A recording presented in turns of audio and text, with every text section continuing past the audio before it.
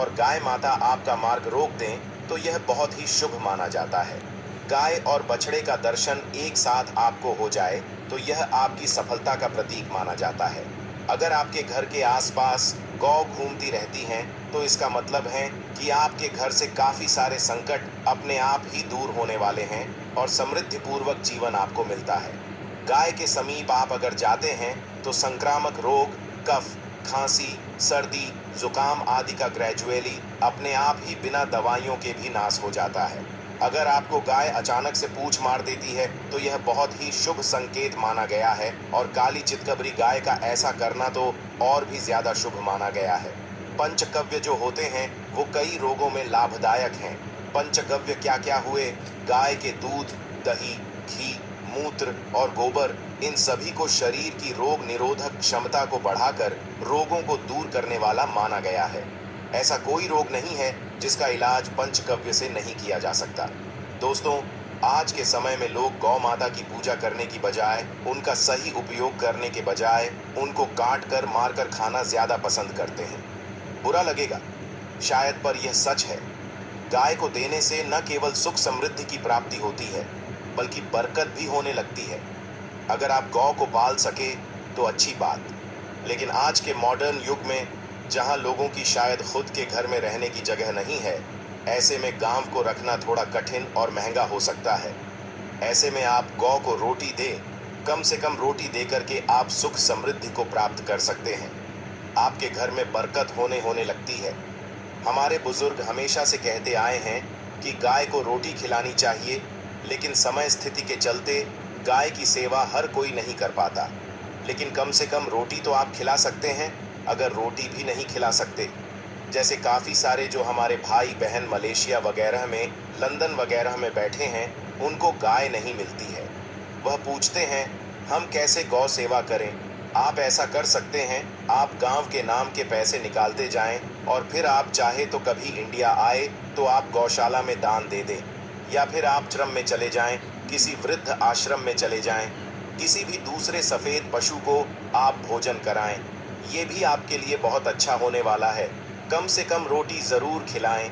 हमारे देश में कई जगह देखा गया है और कई लोगों का प्रश्न आता है कि हम झूठ पास होने के बाद भी उनको झूठा खाना पड़ता है, यहाँ तक कि पॉलीथीन भी खाते हैं, हालांकि किसी भी लिहाज सही नहीं है। आपको बता दें, वाल्मीकि रामायण में सीता द्वारा पिंडदान देकर दशरथ की आत्मा को मोक्ष मिलने का संदर्भ आता है। जो लोग जानते होंगे वो जानते हैं कि वनवास के दौरान भगवान राम, लक्ष्मण और सीता प्रीत पक्ष के दौरान श्राद्ध करने के लिए गया। धाम पहुंचे, वहां श्राद्ध कर्म करने के लिए जरूरी सामग्री जुटाने के लिए राम और लक्ष्मण तो चले गए और सामान लेकर नहीं आया था। सीता मां घबराने लगी, तभी दशरथ की आत्मा ने पिंडदान की मांग कर दी। अब गया जी के आगे फाल्गु नदी पर अकेली सीता जी मुश्किल में पड़ गई। उन्होंने फल्गु नदी के साथ वट वृक्ष, केतकी के फूल, दशरथ जी ऐन वक्त पर सीता ने मुझे पिंड दान कर दिया। इस पर राम अश्वशत हुए, लेकिन तीनों गवाहों द्वारा झूठ बोलने पर सीता जी उनसे क्रोधित हो गए और उन्हें श्राप दिया फल्गु नदी से।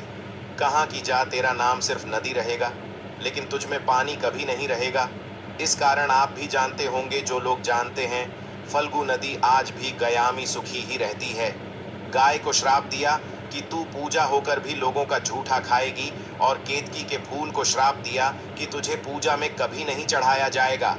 वट वृक्ष को सीता मां ने आशीर्वाद दिया कि उसे लंबी आयु की प्राप्ति होगी और दूसरों को छाया प्रदान करेगा, तथा प्रतिव्रता स्त्री तेरा स्मरण करके अपने पति की दीर्घ आयु की कामना करेंगी। यही कारण है कि गाय को आज भी झूठा खाना पड़ता है कि पूजा निषद बताया गया है। फल्गु तट पर जल है, सीताकुंड में पानी के से बालू, रेत में पिंडदान किया जाता है। दोस्तों, शास्त्रों के मुताबिक गौ माता में सारे देवी देवता निवास करते हैं।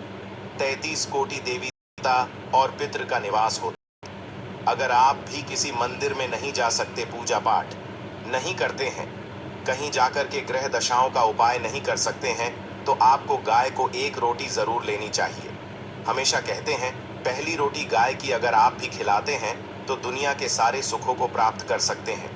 आपने अक्सर ही सुना होगा कि रसोई में पहली रोटी जो बने वो गाय को दे देनी चाहिए। हर रोज गाय को एक रोटी देने से आपके जीवन के सभी दुख दर्द दूर हो जाते हैं। खाना बनाते वक्त हमेशा पहले एक रोटी गाय की निकाल दे। इसके बाद ही परिवार के बाकी सदस्यों के लिए आपको रोटियां सेकनी चाहिए। कोशिश करनी चाहिए कि गाय की उस रोटी में थोड़ा सा हल्दी मिला दें। इससे गाय को रोटी खिलाने का अपार फल प्राप्त होता है। अगर गुरुवार का दिन हो, लोई ले ले, स्नेह हुए आटे की छोटी सी लोई बना ले और उसमें हल्दी हल्दी मिलाकर गाय को खिला दे। आपके जीवन में सुखता आती है, वैभव आता है, धन संपत्ति का वास होता है। आप जो भी हासिल करना चाहते हैं जिंदगी में, तो आप देखिए कि तुरंत आपको मिनटों में वह हासिल हो जाता है। इसी तरह से आपको नमक का एक उपाय बताते हैं। नमक क्या है? नमक के बिना तो स्वाद अधूरा है। साथ ही साथ नमक ना हो जीवन स्वादहीन हो जाता है। जितना हम खाने में नमक को इम्पोर्टेंट मानते हैं, उतना ही ज्योतिष में नमक को इम्पोर्टेंट ही माना जाता है और इसे कर्ज की वस्तु माना गया है। किसी का नमक खाने का अर्थ क्या होता है? उसका कर्जदार होना आपने सुना ही होगा। का कर्ज अदा करना है।